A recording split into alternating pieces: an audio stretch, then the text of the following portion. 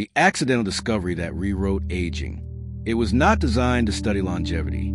It was meant to solve a completely different problem. And yet, buried inside the data was a pattern that forced scientists to reconsider what actually drives aging.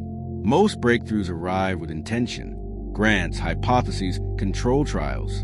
But some of the most disruptive insights emerge by accident. To understand why this one mattered, we need to step into a moment when researchers were looking in the wrong direction, measuring the wrong outcome, and unknowingly capturing something far more important. The original study focused on disease progression. Participants were tracked for short-term outcomes, not lifespan. But when long-term records were revisited years later, something strange appeared.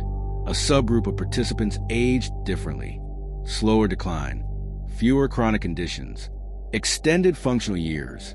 At first, the finding was dismissed. Too many variables, too much noise, but the signal persisted. The same pattern appeared across cohorts, across demographics, across time. What separated this group was not a treatment, but a condition.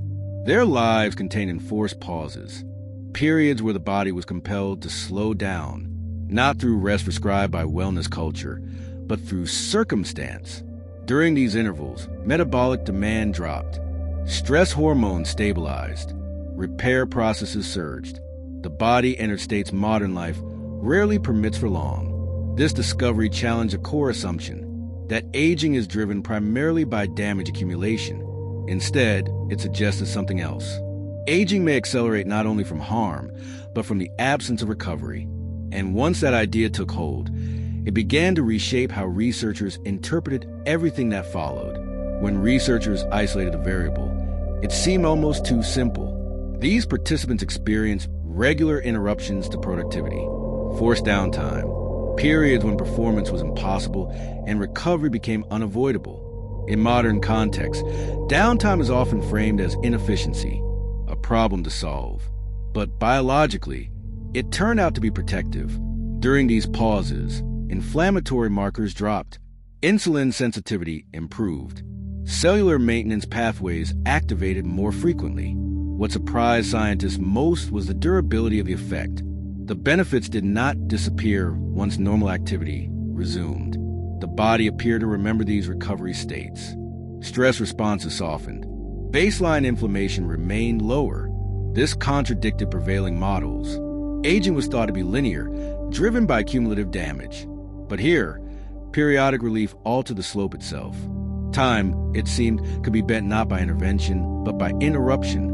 Attempts to replicate the effect intentionally produced mixed results. Prescribed rest did not carry the same weight.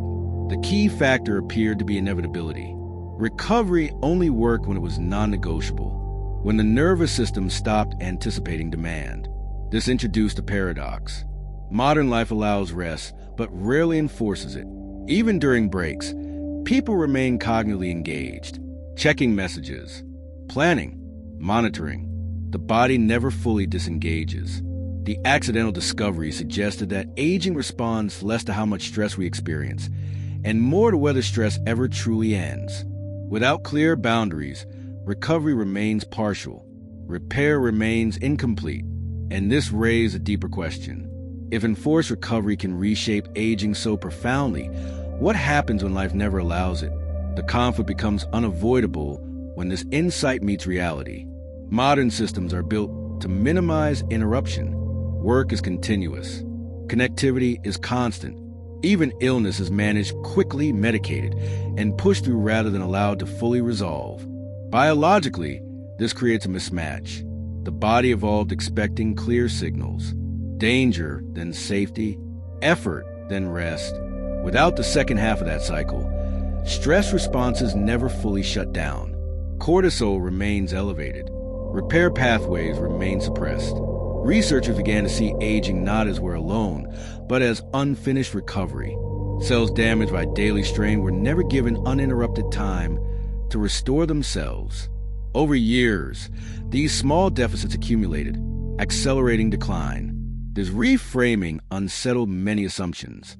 It suggested that longevity was not only about reducing harm, but about completing biological cycles. Stress without resolution became the true enemy.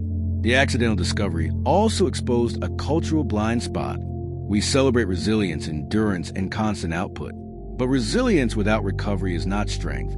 It is delayed breakdown.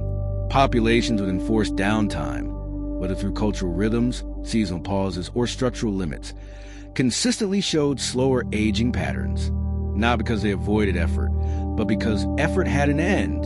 The conflict, then, is structural. Individuals cannot fully compensate for systems that never stop. Personal discipline cannot replace environmental boundaries.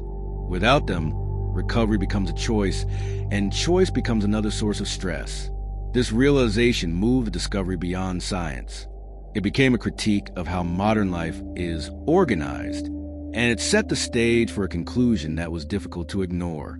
The climax of this story is a realization that aging accelerates not only for what we endure, but from what we never finish. Stress that never fully resolves becomes a quiet force, shaping decline long before symptoms appear. The accidental discovery revealed something modern life had obscured. Recovery is not a luxury. It is a biological requirement. Without clear endings to effort, the body remains locked in a state of readiness, burning resources meant for repair.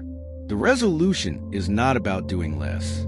It is about closing cycles, allowing effort to end cleanly, letting rest be complete rather than partial, creating boundaries that signal safety, not just absence of work. Longevity science often searches for new interventions, new compounds, new protocols.